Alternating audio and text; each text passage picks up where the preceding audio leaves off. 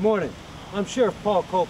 This morning we're out here off Delaney Road at a farm. I'm standing in my fall combine ensemble, and I'm standing with Mark on my right from the Farm Bureau and Dave on my left, who's going to be my instructor today.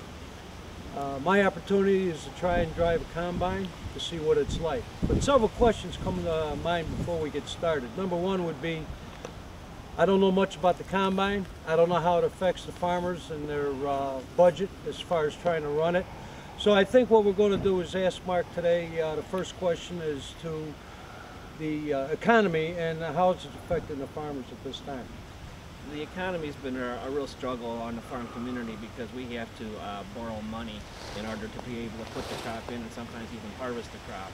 So, and a lot of people are taking a look at trying to secure next year's prices in right now. And so what they're doing is before we even get this crop harvested and paid for, we're starting to look at having to borrow money for next year's crop to try to secure prices to get everything into a location where we know we can hopefully make a profit. And I'd like to ask Dave, even though it's big and green, with the present economy and gas prices, how much gasoline does it hold and what does it cost you just to run the machine? The fuel tank holds 135 gallons and I can run about a day and a half on that. So when you go to fill that up at $4 fuel, that's about enough to choke a horse. It's expensive. But you can't do your job without it. It's all part of the program. What happens if something breaks down? How fast can you get it repaired? Well, that depends on if I can fix it or if it's something I need to call the John Deere dealer to help me on, although those guys are great to come up and help me. I usually take it to them every year before harvest and let them go through it. It's no different than taking your car into a dealership and letting them check your car out, make sure it's good before you're going to drive to California or whatever. But I took that one in, and that combine's got a few years under its belt now, but I run quite a few acres through it. But I stuck just over $9,000 into it in repairs just before harvest. Now, do all the farms in this area have their own combines, or do people help each other out taking the crop out of the field? The majority of the farmers have their own combines, but what we're having is we've got a lot of absentee landowners in this area as well, and they're basically cash renting to the farmers that have the combines. But we do have a few farmers, I'd probably say in the vicinity of maybe 75 to 80 farmers that do not have their own combine, so they rely on a neighbor to help them out. I know a couple years back, Dave was very helpful. One of our farmers had a severe health problem, and he had to wind up having surgery over that.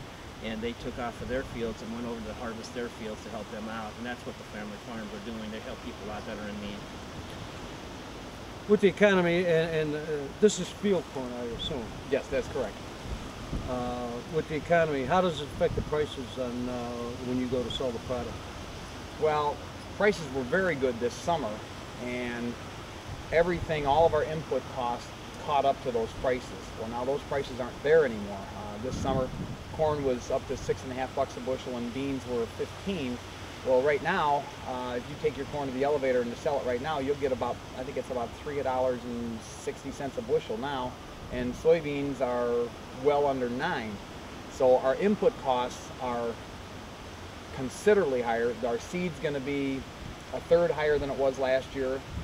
Fertilizer prices are more than doubled over last year, and that's the one that's really going to hurt us is the fertilizer, because we have to fertilize to raise the crop.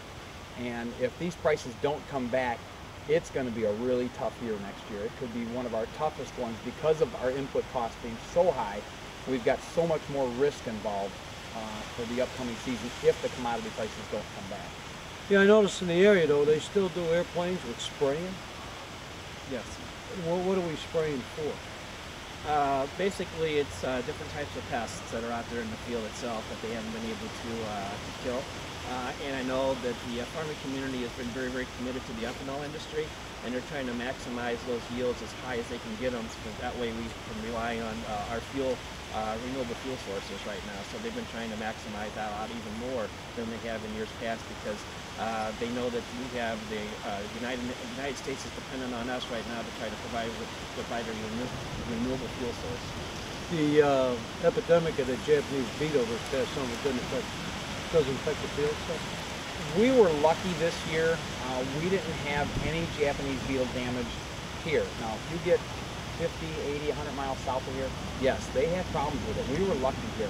The Japanese beetle comes from a ground bug called the white grub, and we don't have a lot of white grubs in this area, so we're kind of thankful that way. Yeah, we had them in our trees in the yard and the ornamental things. That's what they go after. Yeah, they got my crab apple, my birch. Absolutely, yes. They go after those quicker than they go after the crops in the field. Although we did have a lot of Japanese beetles in the soybeans, and they were starting to feeding, they hadn't reached economic thresholds yet to justify spraying that. And then because their life cycle is based on heat units, basically how warm it is every day.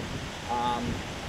You get to a point where, okay, they're only going to be here for another week in a, somewhat... Is it worth it? Yeah. Is it worth it at that point? You really have to pencil it out, and we were lucky this year we did not have to treat for those. Oh, I know I had a spray, and my daughter's in Manhattan had them bad. So anyway, I guess our next thing is get the big green thing and see what we can do.